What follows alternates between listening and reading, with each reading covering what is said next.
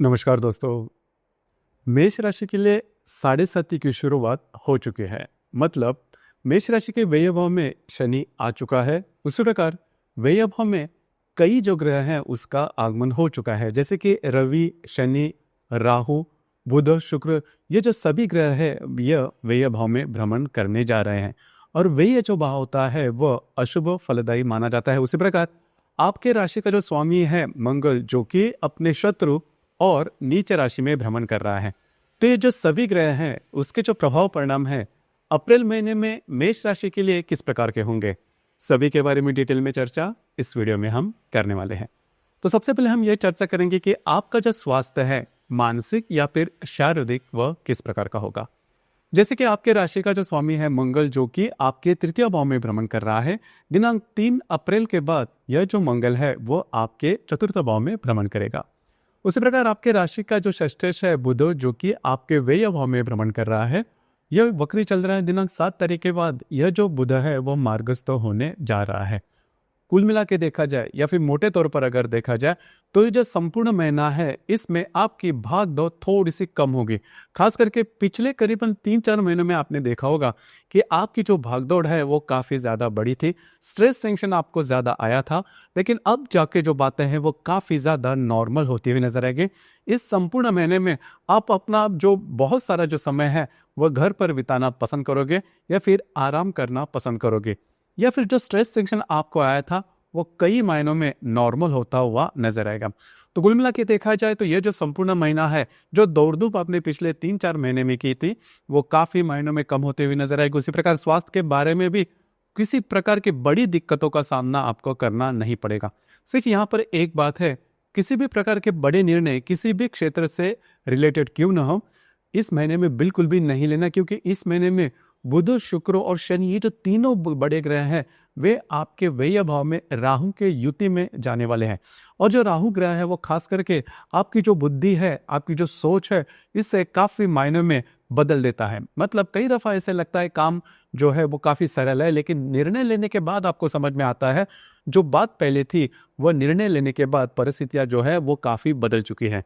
तो इस महीने में किसी भी प्रकार के ऐसे निर्णय नहीं लेना जिसकी वजह से आपके जीवन की दिशा ही बदल जाए। खास करके शनि की शुरुआत में, शनि की साढ़े साथी के शुरुआत में इस प्रकार के जो अनुभव है वो आते हैं, इस प्रकार क्योंकि जो प्रलोभन है वो आते हैं, तो आपको काफी ज्यादा चौकन्ना रहना होगा। हालांकि शनि के साढ़े साथी के जो इफेक्ट है, जो परिणाम है वो किस प्रकार के होंगे, इस विषय पर इसके पहले हमने हर एक राशि के मामले में अलग से वीडियो बनाया है, आप जरूर उसका लाभ ले सकते हो। अब हम चर्चा करेंगे कि आपका जो आर्थिक स्तर है वो किस प्रकार का होगा। जैसे कि आपके राशि का जो धनेश है शुक्र, जो कि आपके व्यय भाव में भ्रमण कर रहा है, वक्री है। दिनांक 13 तारीख के बाद यह जो शुक्र है वो मार्गस्थ होने जा रहा है। उसी प्रकार आपके राशि का जो पंचमेश है रवि, जो यह भी आपके व्यय भाव में भ्रमण कर रहा है, 14 तारीख के बाद यह जो रवि है यह आप ही के राशि में भ्रमण करेगा। उसी प्रकार आपके राशि का जो अष्टमेश है मंगल आपके तृतीय से चतुर्थ भाव में आएगा, और जो लाभ है शनि, जो कि आपके व्यय भाव में आ चुका है। मोटे तौर पर अगर देखा जाए तो ये जो महीना है वो आपके लिए आर्थिक स्तर पर इतना सहज नहीं है। इसके पहले भी आपने देखा होगा पिछले करीबन 1-1.5 महीने में कि आर्थिक स्तर पर जो बातें हैं वो ठीक नहीं चल रही। आपके जो खर्चे हैं वो काफी ज्यादा बढ़ चुके हैं। पैसे के मामले में आपने जो अंदाज लगाए हैं वो भी ठीक नहीं हो रहे हैं। तो जैसे मैंने कहा कि इस महीने में जो बातें हैं वो और भी थोड़ी सी कॉम्प्लिकेटेड हो सकती है। आपको सिर्फ यही देखना है कि आपके जो इन्वेस्टमेंट रहेंगे या फिर आपके जो खर्चे रहेंगे वो अनवांटेड ना हो। कई दफा आपको लग सकता है रिस्क लेना, देखिए आपकी जो राशि है रिस्क लेने में सबसे आगे रहती है, और कई दफा इसके कुछ अच्छे फायदे भी आपको मिलते हैं। लेकिन अब जैसे समय आपके लिए ठीक नहीं है, तो अगर आप रिस्क लेते हो तो वो रिस्क आपके विरोध में जा सकती है, आपके लिए प्रॉब्लम लेके आ सकती है। दूसरी ज्यादा महत्वपूर्ण बात, इजी मनी के पीछे बिल्कुल भी नहीं जाना, आपके जो अंदाज है वो चूक सकते हैं। तीसरी महत्वपूर्ण बात, अगर आप शेयर मार्केट में ट्रेड करते हो और अगर आप ट्रेड करना चाहते हो तो फिर करीबन इस महीने के 17-18 तारीख के बाद का जो समय है वो आपके लिए ठीक होगा। कुल मिला के देखा जाए तो इस महीने में जो आर्थिक स्तर है वो ठीक देखा नहीं जाएगा। उसी प्रकार घर के जो लोग हैं उनके साथ भी जो बातें हैं वो छोटी मोटी बातों को लेकर तकरार हो सकती है। हालांकि इसका बहुत बड़ा परिणाम देखा नहीं जाएगा, जो कि काफी अच्छी बात होगी। उसी प्रकार अगर आप किसी के रिलेशनशिप में हैं पिछले महीने में मतलब मार्च के महीने में आपने देखा होगा कि बहुत सारे मिसअंडरस्टैंडिंग थे वो डेवलप हो चुकी थे, कई दफ़ा बातें काफ़ी एक्सट्रीम पर आ रही थी। तो ये जो बातें हैं इस महीने के करीबन 17-18 तारीख के बाद काफ़ी ज़्यादा नॉर्मल होते हुए नजर आएंगे। आपकी जो रिलेशनशिप है वो कई महीनों में देखा जाए तो सीधी सीधे या फिर नॉर्मल होती नजर आएगी, जो कि काफ़ी अच्छी बात होगी। लेकिन जो गर्भवती महिला है उन्होंने खुद के स्वास्थ्य के बारे में ध्यान देना बहुत ही ज़्यादा आवश्यक होगा। स्वास्थ्य की जो समस्याएं हैं वो काफ़ी ज़्यादा आ सकती है। छोटी से छोटी बात भी अगर आपको कुछ लक्षण दिखाई देते हैं तुरंत उस पर काम करना आवश्यक है, क्योंकि आगे जो के जो बातें हैं वो काफ़ी ज़्यादा कॉम्प्लिकेटेड हो सकती है। इन चीज़ों पर ध्यान देना आवश्यक है। उसी प्रकार जो विद्यार्थी वर्ग है उन्होंने भी जो भी आपकी बातें हैं, जो भी आप काम कर रहे हो, जिस भी प्रकार की आप शिक्षा ले रहे हो उससे रिलेटेड जो बातें हैं वो थोड़ी सी कॉम्प्लेक्सिटी में जा सकती है। बस आपको इसी के ऊपर थोड़ा सा ध्यान देना होगा। उसी प्रकार वैवाहिक जीवन का मामला है, वो वैवाहिक जीवन का संपूर्ण मामला इस महीने में आपके लिए बहुत ही ज़्यादा कॉम्प्लिकेटेड हो सकता है, क्योंकि आपके व्यय में कई सारे जो ग्रह है, बहुत सारे ग्रह जैसे कि रवि, शुक्र, बुध, नेपचून, राहु, ये जो सभी ग्रह हैं वे आपके व्यय भाव में आ चुके हैं, षष्ठ भाव, सप्तम भाव के षष्ठ भाव। तो यहाँ पर अगर आप विवाहित हो तो आपकी जो वैवाहिक जोड़ीदार है इनमें और आप में मिसअंडरस्टैंडिंग वगैरह बहुत ही ज़्यादा हो सकती है। जो बातें हैं वो काफ़ी ज़्यादा एक्सट्रीम पर जा सकती है। खास करके आपके जो वैवाहिक जोड़ीदार है वे यदि किसी व्याधि से त्रस्त है तो उससे रिलेटेड जो बातें हैं वो बहुत ही ज़्यादा कॉम्प्लिकेटेड हो सकती है। और आपके जो रिलेशन है वैवाहिक जीवन पर इसका बुरा असर आ सकता है, काफ़ी ज़्यादा नेगेटिव असर आ सकता है। इन चीज़ों पर थोड़ा सा ध्यान देना बहुत ही ज़्यादा आवश्यक होगा। उसी प्रकार कार्य क्षेत्र से रिलेटेड अगर कहा जाए तो जो भी आपका कार्य क्षेत्र है, जो आपका कर्मेश है शनि, जो कि आपके व्यय भाव में भ्रमण कर रहा है, यहाँ पर जो भी आपका कार्य क्षेत्र है उससे रिलेटेड जो बातें हैं वो थोड़ी सी कॉम्प्लेक्स होते नजर आएगी। खास करके आपको लग सकता है कि आपसे ज़्यादा काम लिया जा रहा है, आप पर अन्याय हो रहा है, और आपकी जो राशि है अगर ऐसी कोई बात थोड़ी सी भी दिखाई देती है तो अन्याय के विरुद्ध आवाज़ उठाना ये आप अपना फर्ज समझते हो, ठीक भी है। लेकिन होता क्या है कि अभी जैसे समय आपका ठीक नहीं है तो आपके जो अंदाज है वो चूक भी सकते हैं, जिसका सीधा सीधा असर आपका जो भी कार्य क्षेत्र है, जो भी करियर है उस पर होने वाला है। ध्यान रखिए ये जो संपूर्ण महीना है अप्रैल का महीना वो बहुत ही ज़्यादा ट्रिकी है। मतलब कई दफ़ा आपको लग सकता है कि शुरुआत में जो डिसीजन लोगे आगे जाके आपको समझ में आ जाएगा जो डिसीजन आपने लिए वो कितने चूक थे या फिर उसमें आप कितने फंस चुके हो। तो इन चीज़ों पर थोड़ा सा ध्यान देना आवश्यक है। व्यय भाव में कई ज़्यादा ग्रह आने के कारण स्ट्रेस टेंशन ज़्यादा आ सकता है। आर्थिक जो आपकी बातें हैं वो कॉम्प्लिकेटेड हो सकती है। किसी को जामीन रहना वगैरह जो बातें हैं वो बिल्कुल भी नहीं करना, आप इसमें फंस सकते हो। ग्रह योगन के बारे में अगर कहा जाए तो करीबन 2 तारीख को शुक्र और राहु की युति आपके व्यय भाव में होने जा रही है। अब ये जो युति है काफ़ी महत्वपूर्ण है। जो भी अगर आप विवाहित हो तो आपके जो वैवाहिक जोड़ीदार हैं उनमें और आप में जो बातें हैं वो प्रॉब्लम कॉम्प्लिकेशंस वाली हो सकते हैं। और सबसे इंपॉर्टेंट बात, जिनकी भी मतलब एक्स्ट्रा मैरिटल अफेयर में जो भी सम्मिलित है उनके लिए भी ये जो समय है वो काफ़ी ज़्यादा ट्रिकी हो सकता है।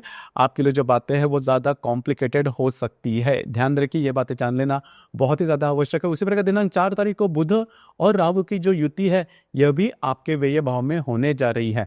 तो कमिटमेंट प्रोमिसेस वाली जो भी बातें हैं आर्थिक स्तर पे या फिर खास करके डॉक्यूमेंट से रिलेटेड किसी भी प्रकार की जो बातें हैं ये समय में बिल्कुल भी नहीं करना। जो 4 तारीख का जो दिन है मतलब करीबन 3, 4, 5 इन 3 दिनों में इस प्रकार की बातें बिल्कुल भी नहीं करना। उसी प्रकार फंसाए जाना इस प्रकार के अनुभव से आप गुजर सकते हो। इसी प्रकार दिनांक 5 तारीख को मंगल और शनि का त्रिकोण योग होने जा रहा है। मंगल जो कि आपके चतुर्थ भाव में भ्रमण कर रहा है, जो शनि आपके व्यय भाव में भ्रमण कर रहा है, दोनों का त्रिकोण योग होने जा रहा है। यह जो त्रिकोण योग है आपके लिए काफ़ी ज़्यादा शुभ फलदायी साबित होगा। खास करके घर के जो लोग हैं उनके साथ आपकी जो इंटरेक्शन है वो काफ़ी अच्छी देखी जाएगी। घर के जो लोग हैं उनके साथ कहीं बाहर घूमना फिरना हो सकता है, पिकनिक पर आप जा सकते हो, आपका जो समय है वो काफ़ी अच्छा बीत सकता है। उसी प्रकार दिनांक 6 तारीख को मंगल और शुक्र का त्रिकोण योग भी होने जा रहा है। खास करके यहाँ पर आपके जो वैवाहिक जोड़ीदार है उनके साथ आपकी जो हार्मनी है वो काफ़ी अच्छी देखी जाएगी। कुछ अच्छे लाभ वगैरह भी मिल सकते हैं। दिनांक 7 तारीख को शुक्र और शनि की युति आपके व्यय भाव में होने जा रही है।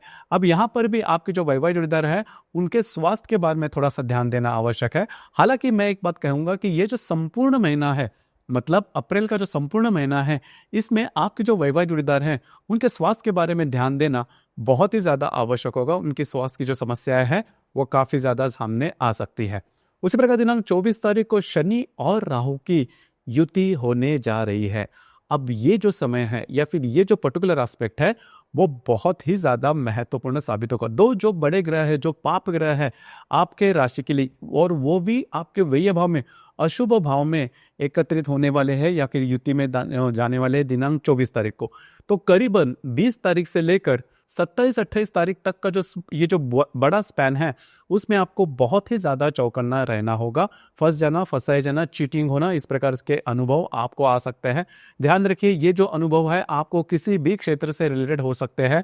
तो जो बातें मैंने शुरुआत में की कि आपको इस महीने में, खास करके ये जो पर्टिकुलर दिन है इसमें आपको किसी भी प्रकार के रिस्क नहीं लेना। रिस्क चाहे छोटी हो या बड़ी, कितनी भी चाहे सोची समझी क्यों ना हो, रिस्क बिल्कुल भी नहीं लेना। बहुत ही इजीली आप इसमें फंस सकते हो। ध्यान में रखिए ये 7.5 की शुरुआत है, इस प्रकार के अनुभव आगे भी आने वाले हैं, लेकिन चौकन्ना रहना बहुत ज़्यादा आवश्यक है।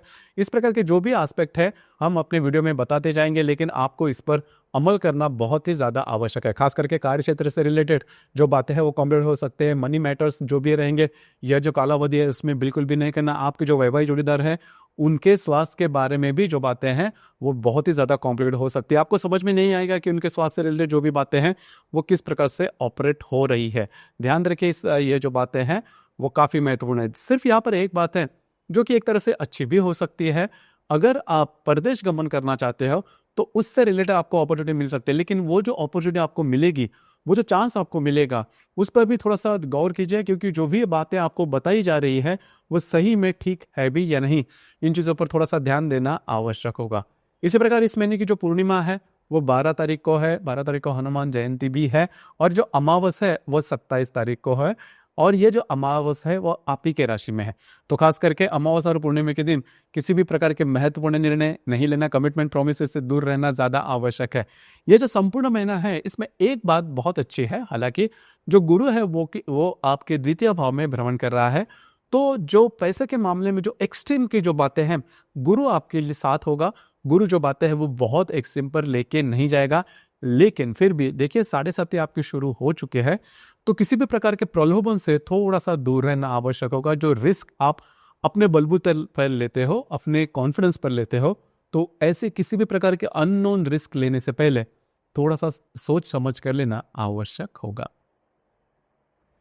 तो दोस्तों ये था मेष राशि का अप्रैल 2025 का संपूर्ण राशिफल।